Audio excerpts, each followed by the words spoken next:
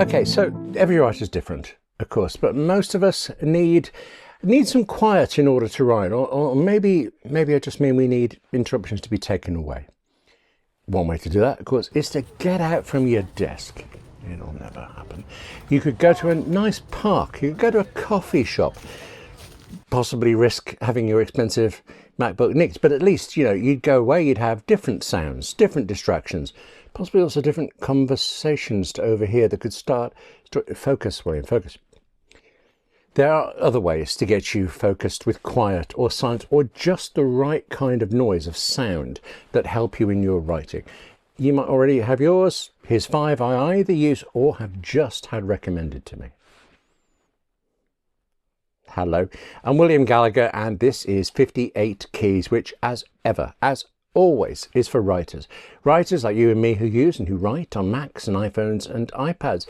Do please like, subscribe or patronise me. And actually this time, if you joined my 58 Keys Patreon, as well as you and I getting to chat, you would meet Darren and Stuart, who are the ones who suggested this video. Now, both of these writers use sound, actually in very different ways, to help their focus as they write.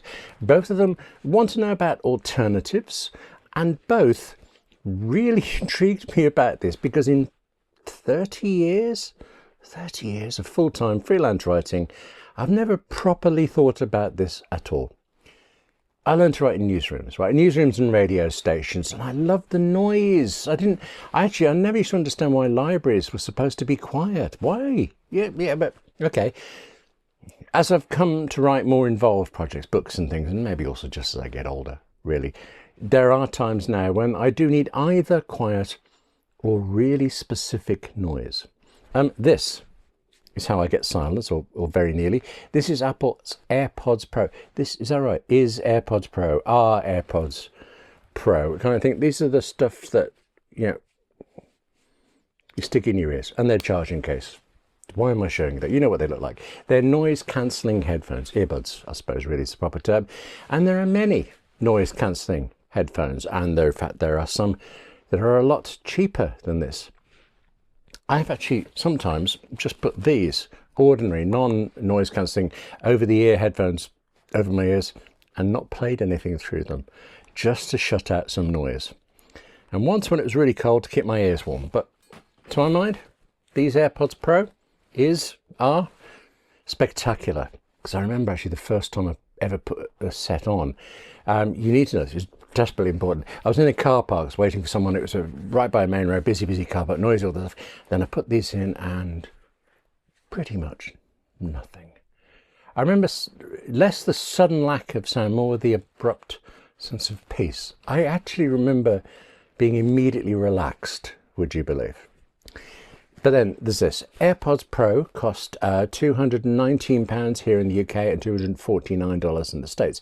There are cheaper AirPods that offer some noise cancelling, and I believe they're good, but I haven't tried them, and I understand they're not as good as these. There's also the fact, actually, this is better. These seem to be often on sale. I saved £50 when I bought mine. I think it was through an Amazon, well, it was definitely an Amazon deal, maybe Black Friday, that kind of thing. And while this is the most expensive thing that I want to tell you about today, I think the crucial thing about AirPods Pro is that if you possibly can, you should try them out before you buy.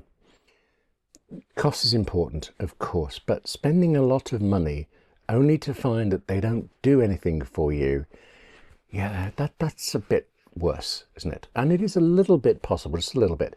If you possibly can, go to an Apple store, ask about AirPods Pro, and they will show you different ends, different tips for the ends of the AirPods, stuff that goes on here. Some of them simply won't do a single thing for you. Yeah, they also connect automatically to your iPhone. You'll never guess what I'm filming with. Put those away, William. You do get different tips in it, but actually if you go into the store and you try them all out, you'll hear that well, some of them is nothing. Why am I listening to this? This is nice, I suppose. And then suddenly you'll put one in and it will be as if the entire Apple store had vanished, if everybody had run. Actually, that's a story, isn't it? You turn around and they're all gone. Well, you think they're all gone. Anyway, okay. AirPods Pro, different tips. The right one is fantastic for you. But if you can possibly try them out first in Apple Store to just check, that would be good. I did say that AirPods Pro were the most expensive thing I wanted to show you, but I realised it's kind of making a bit of an assumption. Work with me. If we do assume that you have an iPhone, an iPad or a Mac, then I know that you do definitely also have this.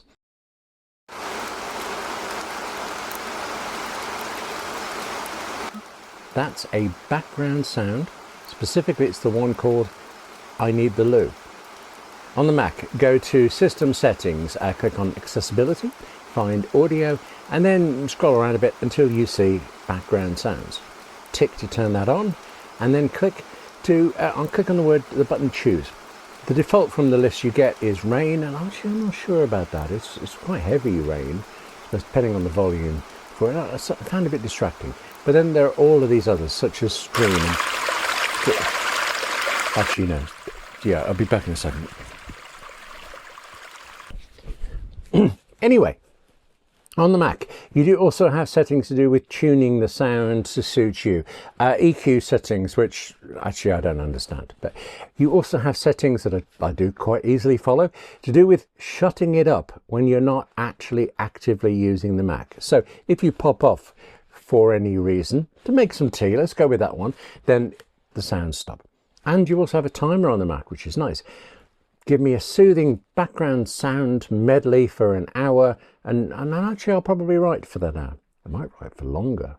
Actually, that's happened before. I've been known to not notice when the sounds I've asked for have stopped when the timer's run out, the time that I've set. But one thing, I want to leave background sounds for now, but there's something to point out if you don't happen to already know. It is slightly different on an iPhone. On the iPhone, well, you again go to Settings and Accessibility, but this time you need a section that's called Audio and Visual. In that, tap Background Sounds, and here, well, you can turn them on and you can choose whatever you want. The biggest difference, I think, though, is, in theory anyway, you can tell the iPhone to keep playing these background sounds while you listen to something else. So, I mean, I think you grasp the concept. Really, you could play music in a rainforest, you could listen to podcasts on the loo, but it's not consistent, or I don't find it consistent though. You have that button there, this use when media is playing, and you can set a volume for it, a volume for just that, a different volume to when you're only playing background sounds. But sometimes nothing happens. I have not one thin clue why you would do this anyway, really, because, you know, you're supposed to be using this time for writing, not listening and watching YouTube videos. I'm on YouTube, be careful. Okay, yeah, you don't want to send you. Anyway, perhaps it's a good thing, right, that it doesn't seem to work on the iPhone. But it also does, am I confused? Is it confused? You can end up, it seems to me, having both of these background sound settings turned on, and yet nothing is happening. If that's going on with you, turn them off, turn them on again. Yeah, you know how it works. Yeah, YouTube. Yeah, okay, let's bring it back. YouTube is good, really. But I'm saying that because, speaking specifically of YouTube, this is actually the thing that Stuart recommended.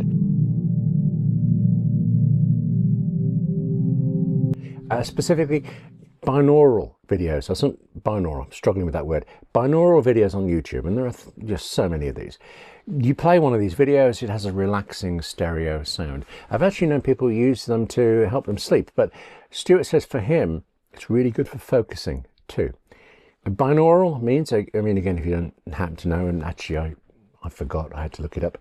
Binaural audio means when it was recorded, the sounds were recorded with two microphones together. So yes, stereo, but also the microphones were placed roughly where someone's ears would be. So then when you or I play it back over headphones, it's this enveloping 3D spatial sound that's supposed to make you feel like you're in whatever that recorded environment is. I mean, I say that as if it isn't. I'm sure it does. It's just, to me, I think it also makes you feel like you're not where you actually are. You are removed from your real surroundings, and so hopefully removed from distractions. I'll link to the one example that Stuart sent me, but search YouTube for binaural or maybe ASMR. You might find that useful videos, and you'll find thousands of them. Here's the thing about focusing. We are all different. I told you, for example, that I like writing in newsrooms, but actually that was years ago. Now, newsrooms today are really quiet. There's barely any phones ringing, of course. There's the odd bleep of text messages and emails. It's a bit boring, actually. When I did it, it was so noisy that there were some people who would have to listen to music over headphones in the newsroom just to kind of cut out everything that was going on around them. Now, I never did that in a newsroom because there was always too much going on. It was always far too exciting. I didn't want to miss anything, and I learned to enjoy that atmosphere while still writing. But you can do this, and actually when I'm here alone writing in my own office, I often do put on music. But if you're in the US and you're using Apple Music, you can now tell your iPhone to just give you an hour's worth of instrumental rock, maybe, or instrumental piano music. And that's because iPhones in the US and iOS in the US, that's quite a confusing sentence, now have an Apple Intelligence feature, an AI system that will compile these playlists for you if you just ask nicely enough. How long did it take us to mention AI? Apparently this feature is good at what it does, and it will doubtlessly come to everywhere else on iPhones probably quite soon. But right now, if you're outside the States, as I am, you have to compile playlists yourself like an animal. Like an animal who is probably going to spend more time deciding on the segue between Suzanne Vega and the Birdie song than on our writing. Might be projecting. However you do it, right, having an hour, say, of music can be excellent for writing. I really like it. It'd be nice too if it was a different hour every time you wrote as well. So I have a shortcut that does exactly that. It plays an hour from Apple Music and then it stops. Interesting, if I do that on the Mac, well, I can just leave it running, playing away while I write. If I run that shortcut on the iPhone, it stops. It stops the moment I start writing. And it's because iPhones and iPads pretty much do one thing at a time. Okay, actually, follow this. I have run that shortcut on the iPhone, listening over AirPods whilst writing on the iPad.